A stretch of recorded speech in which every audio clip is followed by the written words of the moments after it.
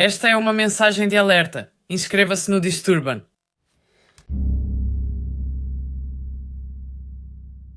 Este caso acontece no Havaí, no ano de 2025. Conheça Ariel Koenig. Ariel tinha 36 anos, no início de 2025. Poucas informações são conhecidas sobre seu passado. No entanto, o que se sabe é que ela tinha uma vida profissional muito bem-sucedida. Ela tem graduação em engenharia nuclear pela Penn State e, além disso, possui um MBA pela Universidade de Pittsburgh. Em 2022, ela estava trabalhando como engenheira nuclear e fazia isso remotamente. Pouco depois de conseguir esse emprego remoto, ela viajou para o Havaí para morar lá. E ela não estava sozinha. Ela se mudou para lá com o marido, que ela conheceu originalmente em um site de namoro em 2016. E eles se casaram em 2018. O casal teve 2 filhos pequenos juntos e o nome do marido dela é Gerhard Koenig. Gerhard tinha 46 anos no início de 2025, então era cerca de 10 anos mais velho que Ariel. Segundo ele mesmo, nasceu na África do Sul e depois se mudou para os Estados Unidos com os pais aos 14 anos de idade. Fora isso, os detalhes públicos sobre sua criação são bastante limitados. No entanto, assim como Ariel, sabemos que sua vida profissional também foi muito bem-sucedida. Ele era médico. Quando ele estava morando no Havaí, trabalhava como anestesiologista. Antes de se casar com Ariel, ele havia sido casado por 15 anos, no que ele descreveu como um capítulo separado de sua vida. Mas com Ariel, ele disse que eles construíram juntos a vida dos sonhos no Havaí. No entanto, o casamento entrou em crise no final de 2024. Gerhard disse depois que já havia notado sinais de alerta antes, possivelmente desde setembro ou outubro. Mas tudo chegou ao limite quando ele acessou o WhatsApp de Ariel semanas depois. Ele encontrou uma extensa troca de mensagens pessoais entre ela e seu colega de trabalho, chamado Jeffrey Miller. Ao ser confrontada, Ariel não negou que o relacionamento passou dos limites. Ela descreveu isso como um envolvimento emocional, mas afirmou que nunca se tornou físico. Mas para Gerhard, isso ainda era uma traição profundamente angustiante. O contato era incrivelmente secreto. Ariel e Jeffrey usavam a palavra ralho como um sinal quando Gerhard estava por perto. Isso foi emprestado de um acrônimo de combustível nuclear. Como muitas pessoas nessa situação, Gerhard tornou-se intrusivo. Ele vigiava Ariel diariamente. Ariel descreveu Gerhard como alguém que mexia em seu telefone quase todos os dias e monitorava seus e-mails. Ele pressionou Ariel para que ela encerrasse todo o contato direto com Jeffrey Miller e levantou a possibilidade de que ela deveria largar o emprego completamente.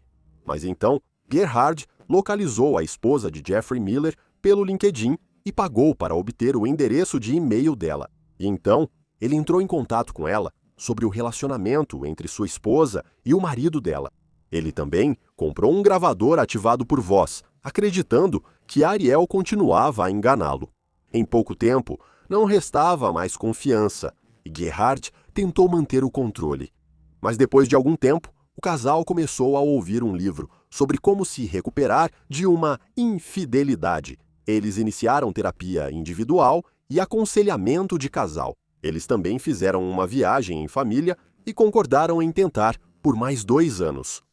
As coisas estavam difíceis, mas, à primeira vista, o casamento ainda parecia ter alguma chance de seguir em frente. Mas ela mal sabia que algo mais estava acontecendo. Gerhard vinha passando tempo em fóruns de infidelidade e em tópicos de conselhos sobre relacionamentos na internet. Ele havia criado uma pasta no Dropbox intitulada Divórcio. E no final de fevereiro e início de março de 2025, suas buscas online começaram a se voltar para trilhas de caminhada na ilha de Oahu. Agora, isso pode parecer agradável. Um pouco de atividade física e um tempo para se aproximar da esposa. Mas as buscas dele não eram nesse contexto. Ele começou a pesquisar termos como perigo, quedas, penhascos e morte. Em março de 2025, o casamento estava estável e diziam que já tinham passado pelo pior.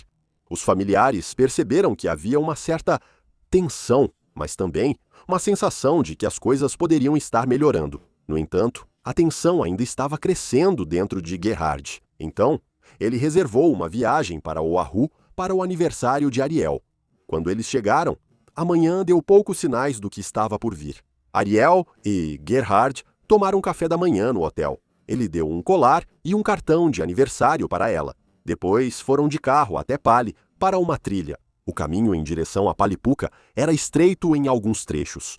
Há alguns despenhadeiros perigosos e placas alertando as pessoas de que trechos da trilha estavam fechados e eram inseguros.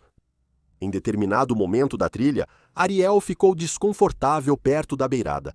Ela começou a se sentir um pouco tonta, então eles pararam para descansar e tiraram uma foto. Foi nesse momento que o clima mudou. O casal chegou a um trecho da trilha que os levou perto de um despenhadeiro acentuado.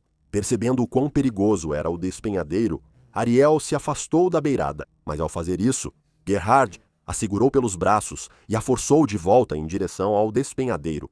Ariel então olhou para o marido. Algo em seu comportamento havia mudado drasticamente. Ele parecia agora incrivelmente irritado e estava empurrando-a em direção a um precipício que estava a poucos passos de distância.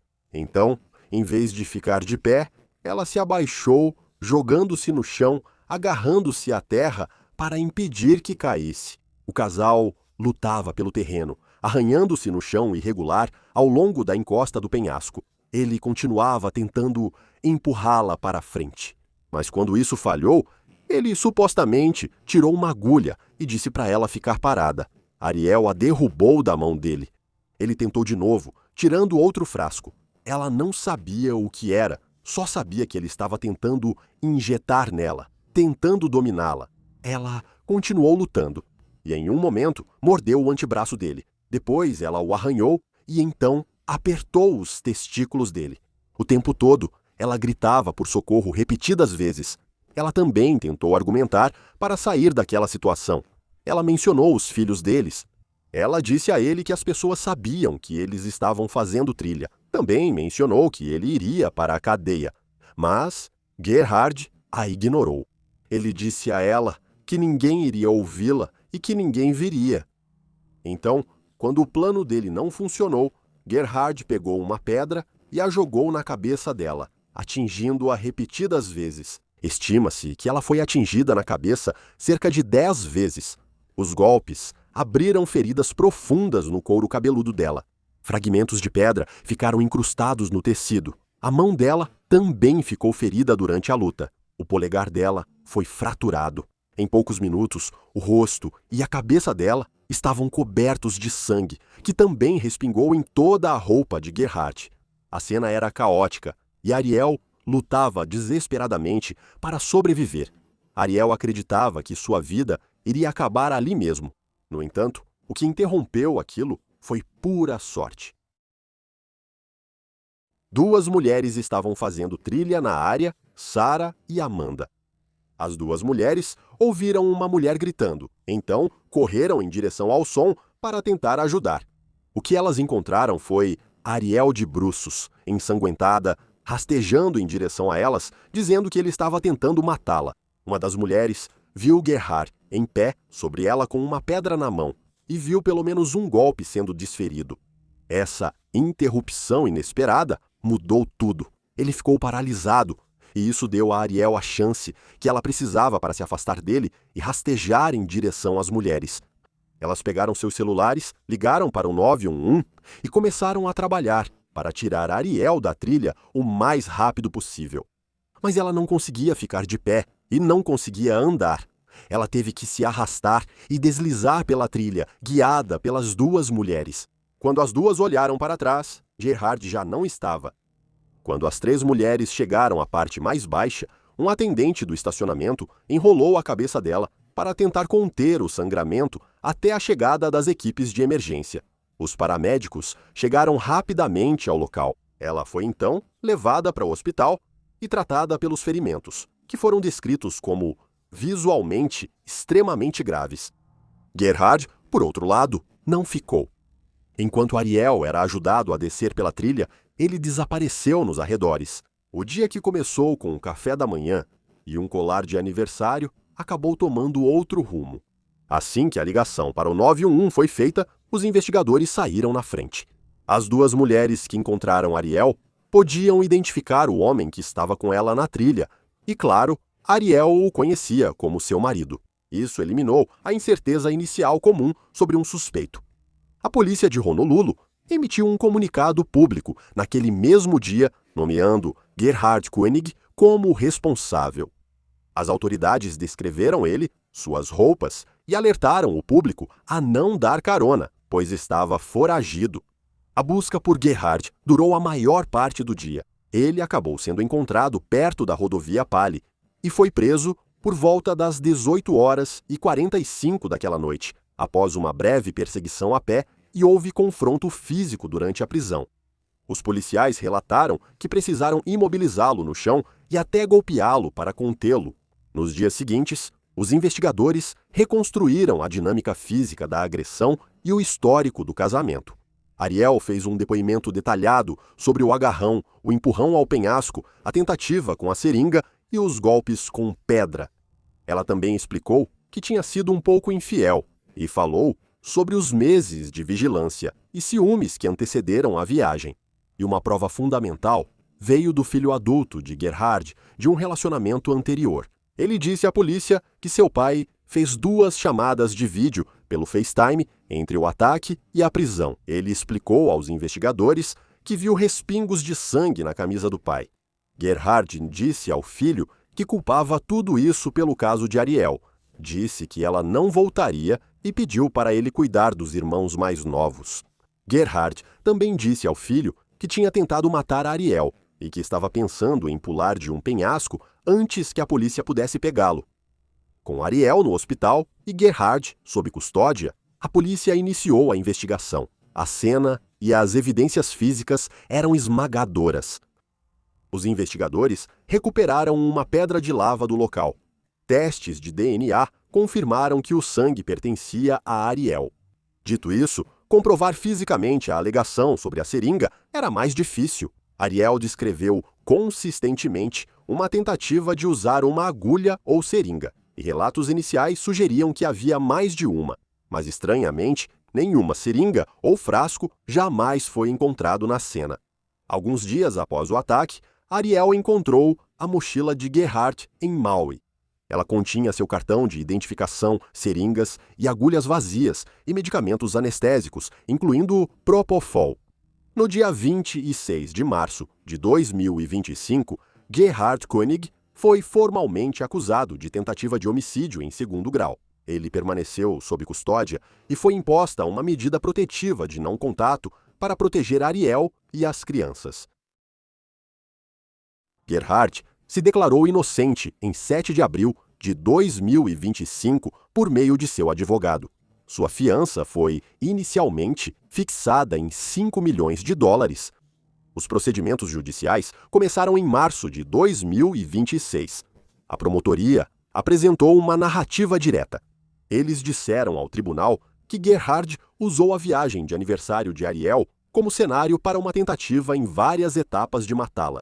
Primeiro o penhasco, depois a seringa, depois a pedra. Sinais claros de premeditação. A defesa, por outro lado, apresentou uma versão fundamentalmente diferente. Eles alegaram que não houve plano premeditado e nem seringa. E como mencionei antes no vídeo, Gerhard confessou ao seu filho Emil, por telefone, que tentou matar Ariel, mas agora a defesa estava alegando que essa confissão nunca aconteceu, apesar do próprio filho dele ter dito isso. Eles até tentaram afirmar que Ariel tinha sido o verdadeiro agressor e que Gerhard agiu em legítima defesa. Amanda e Sarah, que presenciaram o ataque, também foram interrogadas. Ambas as mulheres eram enfermeiras e deram ao júri uma visão externa da cena.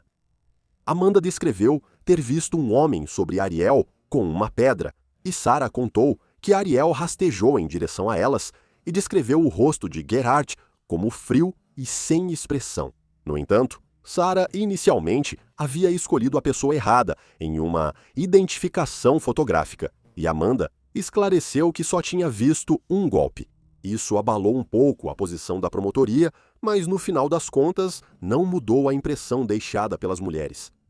No dia 24 de março de 2026, Ariel testemunhou, exatamente um ano após o ataque, e no dia do seu aniversário, ela ainda estava visivelmente marcada pelo que havia acontecido. Ela explicou ao júri os acontecimentos e também forneceu o contexto emocional que os precedeu, o envolvimento emocional, os meses de vigilância e ciúmes, a terapia e o compromisso de tentar novamente.